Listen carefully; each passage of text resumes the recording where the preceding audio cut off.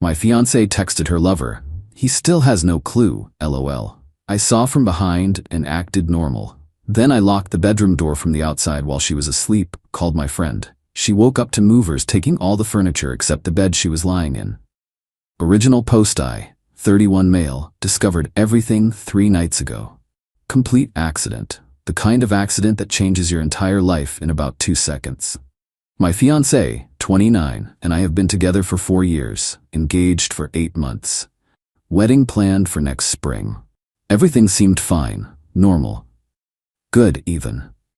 Tuesday night around 11 p.m., I was in the kitchen making a late snack. She was on the couch, phone in hand, texting someone and smiling. Not unusual, she's always been big on staying connected with friends. I walked up behind her to ask if she wanted anything. Wasn't trying to snoop, just walked up. Her phone screen was right there. Big, bright, impossible to miss. The message she was typing, he still has no clue, lol. Playing the perfect little fiancé while you're giving me what he never could. See you Thursday at the usual spot. I froze. Read it twice. 3 times. She hadn't noticed me yet. Was still typing, adding more. He's so clueless about everything. Makes it almost too easy. My brain just stopped. Then started again, but different. Colder. I backed up. Quietly. Made noise in the kitchen like I just walked in. Hey babe, want some chips? She locked her phone immediately. Turned around with her normal smile. No thanks, I'm good. Cool. I went back to the kitchen, ate my snack, acted completely normal. My hands were shaking, but I kept them busy. She came in about 10 minutes later, kissed my cheek. I'm exhausted, heading to bed. Okay, I'll be up soon. She went to the bedroom. I waited until I heard the door close. Then I got to work. The situation. The apartment lease is in my name only. I signed it 6 months before we met. When she moved in 2 years ago, I never added her to the lease. Kept meaning to. Never got around to it. Thank God for procrastination. The furniture, about 70% mine from before we lived together. The rest we bought together with my credit card. She'd pay me back her half sometimes. But legally, all on my card. My name. The engagement ring? $7,500. Sitting in the jewelry box in our bedroom. I spent the next 2 hours making calls and plans. First call, my best friend who owns a moving company. I need a favor. Huge one. Tomorrow morning, early. Second call, my brother who's a lawyer. Need advice, hypothetically. Third call, the landlord. I need to discuss something about my lease. By 2 a.m., I had a plan. Went to bed. She was asleep, completely peaceful. No idea what was coming. Wednesday morning, my alarm went off at 6 a.m. She groaned, rolled over. Too early. I know, babe. Got an early meeting. Go back to sleep. She did. Out like a light. I got dressed, went to the bedroom door. Here's where it gets interesting. Our bedroom door has one of those old-school hook-and-eye latches on the outside. Previous tenant installed it for some reason. We never removed it. Never used it. Until now. I quietly closed the door. Hooked the latch. It wouldn't hold forever, but it'd hold long enough. My friend and his crew arrived at 6:45 a.m. 4 guys, a truck, and a very confused expression. You're serious about this? Dead serious. Everything but the bed she's sleeping in and her personal stuff. Everything else goes to storage. Man, this is wild, but you're the boss. They got to work. Quietly at first, then who cares? The couch, the TV and stand, the dining table and chairs, the kitchen table I'd built myself, my bookshelf, the coffee table, the lamps, my desk, all my tools from the garage, everything that was mine or that I'd paid for. She woke up around 7:30. I heard her voice from the bedroom. Hello? What's going on? Then louder. Hey, the door's stuck. Hello? Then pounding. Let me out. What's happening? I walked over to the door, spoke through it. Morning, movers are here. Movers? What are you talking about? Open this door right now. Can't do that yet. They're almost done. Done with what? Moving out my stuff. You can come out in about 20 minutes when they're finished. The pounding intensified. You can't do this. This is illegal. I'm calling the police. Go ahead. You're not on the lease. This is my apartment. I'm allowed to move my belongings. You locked me in here. For like 30 minutes, you'll survive. More screaming, threats, crying. I tuned it out. The movers finished at 8:15 a.m. They took everything. Left her with the bed, her dresser, her clothes, and an empty apartment. I unlatched the door, stepped back. She burst out, phone in hand, face red and streaked with tears. Moving out. You can't just leave, we're getting married. Actually, we're not.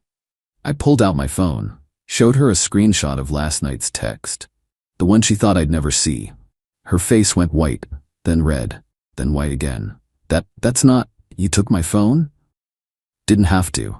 You were texting in the living room. I walked up behind you, saw the whole thing. You're invading my privacy. You're cheating on me and bragging about how clueless I am. But sure, I'm the bad guy here. She switched tactics, started crying harder. Baby, please. I can explain. It's not what it looks like. He still has no clue, LOL. Playing the perfect little fiancé? Pretty sure it's exactly what it looks like. It was just texting, nothing physical. Babe, you literally said he's giving you what I never could. That's pretty physical. She reached for me. I stepped back.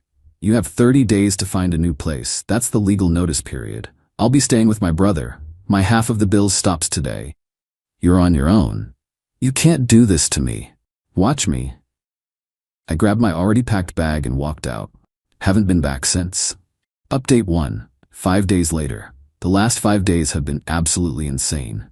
She's gone full nuclear, and honestly, I expected nothing less.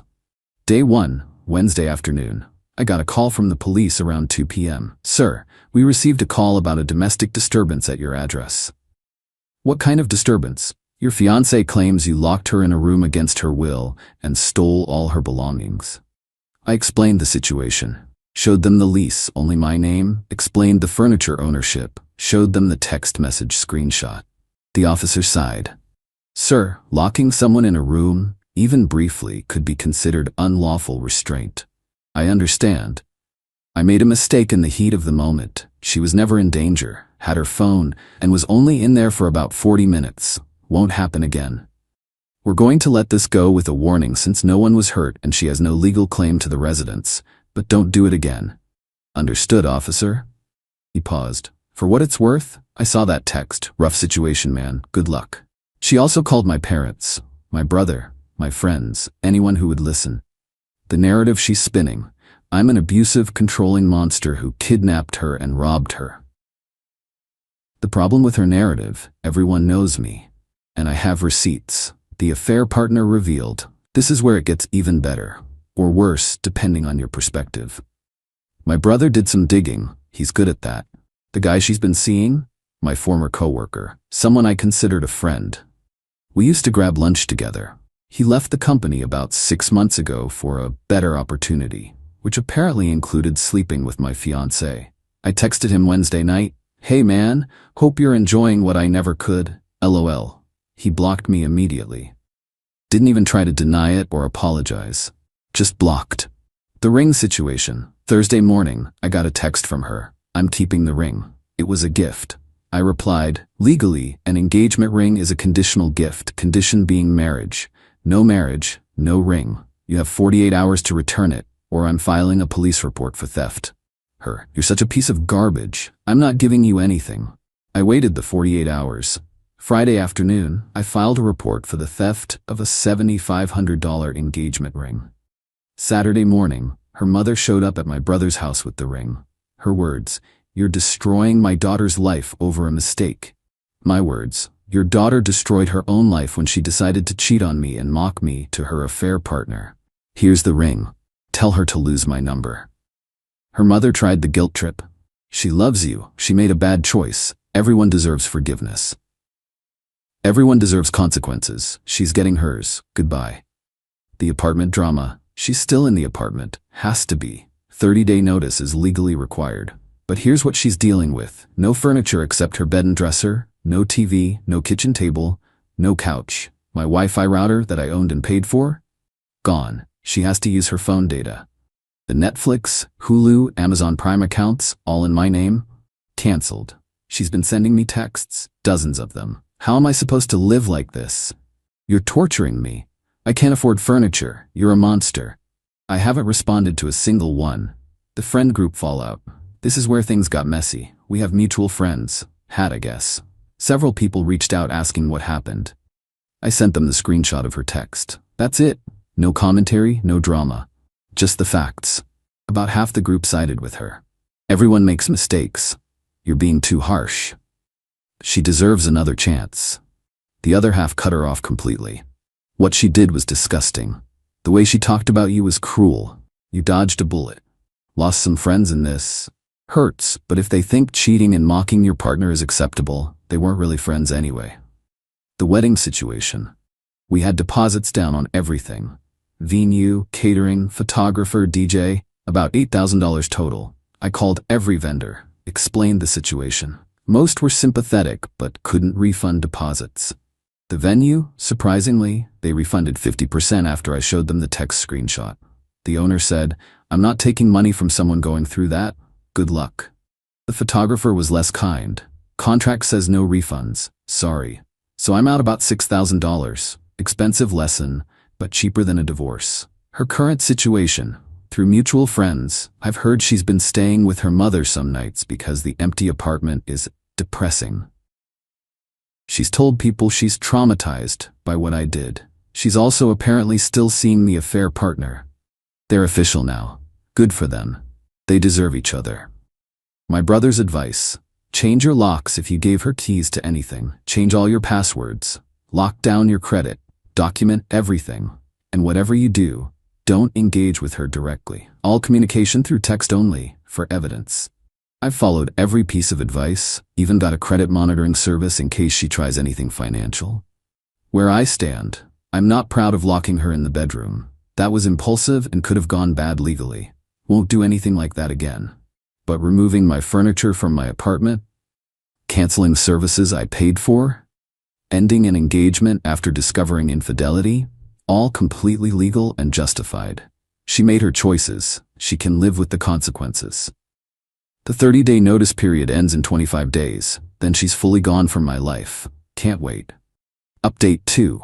3 weeks later.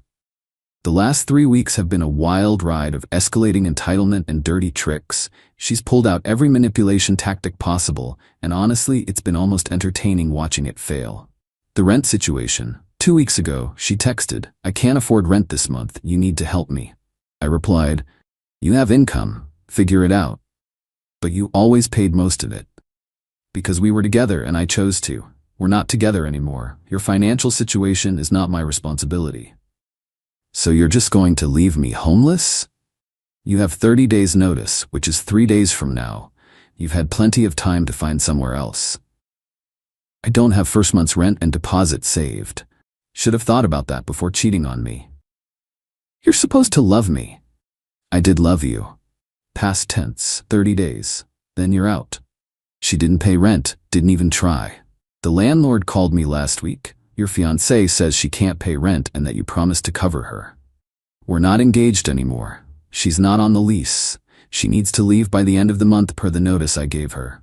Understood. Just wanted to confirm. She'll need to be out or I'll start eviction proceedings. That's between you and her. The smear campaign. She's been telling everyone I abandoned her and left her destitute. The reality? She has a job making $58 a year. She's not destitute. She's just been living above her means, using my income as a cushion. Her story. I'm an abuser who locked her in a room, stole everything, and left her with nothing. My response: posted the screenshot of her text one more time on social media with the caption, "Someone asked for my side. Here it is. Make your own conclusions." Then I deactivated my accounts. Don't need the drama, but the damage was done. Several of her friends reached out apologizing for believing her narrative. We had no idea she said those things about you. Yeah, neither did I until I saw it. The affair partner drama. This is where it gets good. Really good. Remember my former coworker, her affair partner? Turns out he's married, with 2 kids. His wife found out about the affair 2 weeks ago. No idea how, but she found out. She called me. "Did you know your fiancé was sleeping with my husband?" Found out 3 weeks ago. That's why she's my ex-fiancé now. I'm so sorry. I had no idea. He told me he was working late all those nights. Joined the club. She told me she was having girls' nights. We compared notes. The timeline, the lies, the hotel receipts she'd found. His wife filed for divorce. And in their state, infidelity actually matters for asset division. My ex is now dating a man going through a messy divorce who's about to lose half his stuff and pay significant alimony and child support. The irony is beautiful. The family intervention. Her parents showed up at my brother's house again last week. this time with her younger brother. Her father, "We need to talk about making this right." Me, "There's nothing to make right. She cheated. I ended it. That's the end." Her mother, "She made a mistake. You're supposed to forgive." I'm supposed to have self-respect, which I do. Your daughter doesn't get to cheat on me, mock me to her lover, and then expect me to take care of her. Her brother tried the tough guy routine. "You left my sister with nothing." I left your sister with her own belongings in an apartment she doesn't pay for. She's had a month to figure out her situation. Not my problem. Her father, "At least pay for her to move somewhere. Moving is expensive. She's an adult with a job, she can handle it. We're done here." They left, but not before her mother said, "I'd regret this when I'm old and alone." I told her I'd rather be old and alone than old and cheated on. The final week drama. The 30-day notice expires in 4 days. She's been scrambling. She found a place, her mother's basement, started moving her stuff this past weekend. I changed the locks officially on Tuesday, with landlord permission since I'm still on the lease. She'd made copies of her key at some point, and I wasn't taking chances. Wednesday, I went back to the apartment for the first time in weeks to check on things. She'd left it trashed. Not dirty trashed, but petty trashed. She'd poured paint on the carpet in the bedroom, where the bed used to be, broken several light fixtures, scratched messages into the bathroom mirror, "I hope you die alone," clogged the kitchen sink with concrete mix. The landlord was with me. He took photos of everything. "This is at least $2,500 in damages, maybe more. Send her the bill, and if she doesn't pay, take her to small claims court." "Oh, I will. This is beyond normal wear and tear. This is vandalism. She's going to get sued by my landlord, and she's going to lose." The lesson I've learned. Someone asked me if I think the bedroom lock thing was worth it. Honestly, no. That was a stupid, impulsive move that could have gotten me in real legal trouble. If I had to do it over, I wouldn't. But removing my furniture from my apartment, ending the relationship, and refusing to bankroll her after discovering infidelity? Absolutely worth it. Would do again. The mover showing up while she was still asleep, taking everything, leaving her with just the bed? That was symbolic. Poetic even. She wanted to play me like a fool. Instead, she woke up to the reality that actions have consequences. Where she is now, living with her parents. Dating a married man, going through a divorce. Facing a lawsuit from my landlord for property damage. Lost most of her friend group when the truth came out, and apparently, according to mutual friends, she's been telling people she dodged a bullet with me. The projection is strong with this one.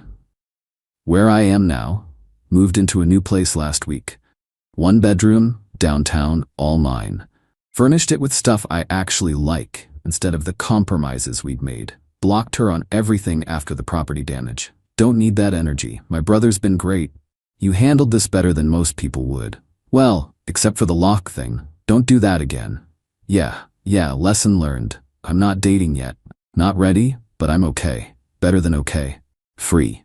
The engagement ring? Sold it. Got $5,200 back. Not ideal, but better than keeping it. Use the money to buy a new couch and invest the rest. Update 3. 2 months later. This is the final update because, frankly, there's closure now. Real closure. Not the fake kind she kept demanding. The lawsuit. My landlord sued my ex for the property damage. She didn't show up to the first court date. Default judgment. $3,100 for repairs and damages. She still hasn't paid. He's garnishing her wages, 25% of each paycheck until it's paid off. She called me from a new number, crying about it. "This is your fault. If you hadn't abandoned me, I wouldn't have been so angry." I hung up immediately. Blocked the number. But here's the thing. I recorded that call, legal in my state with one-party consent. Sent it to the landlord's lawyer as evidence of her admitting to the intentional damage. They're now pursuing additional damages for her admission of deliberate destruction of property. She's made everything so much worse for herself. The affair partner situation. The married guy's divorce finalized last month. His ex-wife got the house, primary custody of the kids, child support, and alimony. He's apparently broke and bitter. And my ex? She's apparently supporting him financially now. The guy who gave her what I never could can't even pay his own rent. Mutual friends say they're fighting constantly. She's realizing he's not the upgrade she thought he was, but she's stuck. She left me for him publicly. Can't exactly come crawling back now. Not that I'd take her anyway. The wedding vendor situation. Remember those deposits I lost? About $6,000? I decided to do something productive with the anger. Called every vendor, explained I'm now single, asked if they'd be interested in offering their services for a divorce before marriage party. The DJ loved it. Dude, that's hilarious. I'll DJ your freedom party for half price. The photographer? I can't do your fake wedding, but I can do a thank God I dodged that bullet photo shoot. Had a party last month. Invited all my actual friends. We celebrated my escape from a terrible marriage. My brother's toast. To my little brother, who discovered his fiancée's affair the hard way and ended it the savage way. Here's to being smart enough to leave. It was therapeutic. Expensive, but therapeutic. Her current situation, via the grapevine, she's still with the affair partner. They moved in together, into her parents' basement. Both of them. In her childhood bedroom. Her parents are apparently not thrilled about supporting two adults in their 30s. She's been trying to start a coaching business, teaching women about financial independence and not relying on men. The irony writes itself. She's also been subtly reaching out to mutual friends, asking about me. Is he seeing anyone? Is he happy? Does he ever talk about me? I don't talk about her. At all. She's a closed chapter. The false narrative collapse. Here's the satisfying part. About 3 weeks ago, someone created a Reddit post in a relationship advice subreddit. Not me. Someone who knew the story. The post detailed a woman who cheated on her fiancé, got caught, and then tried to play victim when he ended things and removed his belongings from his own apartment. It went viral. 25,000 plus upvotes. Thousands of comments roasting the woman for her entitlement. My ex apparently found the post, recognized herself, had a complete meltdown. She posted her own version on social media trying to defend herself, posted about being locked in a room and robbed of all her belongings. Someone found the Reddit post and linked it in the comments. Then someone else found and linked the screenshot of her. He still has no clue LOL text that I'd posted weeks ago. Her entire narrative fell apart publicly. Again, she deleted all her social media that same day. The closure I needed. About a month ago, I was at a coffee shop, ran into her younger sister, the one who'd always been decent to me. She sat down uninvited. I need to tell you something, okay? My sister is miserable, and she deserves it. What she did to you was horrible. The family knows the truth now. We saw the texts. We saw the evidence. Mom and Dad are still in denial, but the rest of us know. Thanks for telling me. She keeps saying you overreacted. But honestly, you didn't react enough. Most guys would have done way worse. I'm not most guys. That's why she thought she could get away with it. She thought you'd forgive anything. She was wrong. We talked for about an hour. Her sister apologized on behalf of the family, told me her sister had a pattern of this kind of behavior in past relationships. I was just the latest casualty. That conversation helped. Knowing it wasn't about me or anything I did wrong. It was about her character, or lack thereof. The real update. I'm dating someone new. Met her at a friend's barbecue last month. She's a paralegal, knows my whole story, thinks the way I handled it was justified but maybe slightly illegal with the door lock thing. We're taking it slow. I'm not rushing into anything. My new apartment is fully furnished now. All stuff I picked out feels like mine, in a way the old place never did. I started therapy, not because I'm broken, but because I wanted to process everything healthily. My therapist says I handled the situation remarkably well, all things considered. The bedroom lock thing still comes up. She's less impressed with that part. Working on understanding why I made that choice and how to handle intense emotions better in the future. Work is good. Got a promotion actually. The stress of the breakup made me throw myself into my job. Paid off. My brother's been amazing through all this. You know what the best revenge is? Not revenge. It's moving on and being happy while she's stuck in her parents' basement with a broke cheater. He's right. The final word. Someone asked me if I'd do anything differently. Here's my honest answer. The bedroom lock? Absolutely would change that. Impulsive, potentially illegal, not my finest moment. Could have achieved the same result without that. Everything else, the moving truck, the furniture removal, ending the engagement, refusing to support her financially afterward, getting the ring back, cutting contact. I'd do it all again exactly the same way. She made her choices. She chose to cheat. She chose to mock me to her affair partner. She chose to think I was too clueless to ever find out. I chose to have self-respect. I chose to protect my assets. I chose to end a relationship with someone who didn't value me. Those were good choices. Some people think I'm cold, that I should have heard her out, gone to counseling, tried to work through it. But here's the thing. The moment I saw that text, the moment I saw how she really felt about me, the relationship was over. There was no coming back from, he still has no clue, LOL.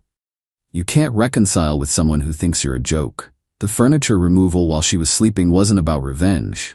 It was about efficiency. My stuff, my apartment, my right to remove it. The timing was just poetic. She woke up to empty rooms because that's what she left me with. Empty promises, empty vows, an empty future. At least I'm honest about it.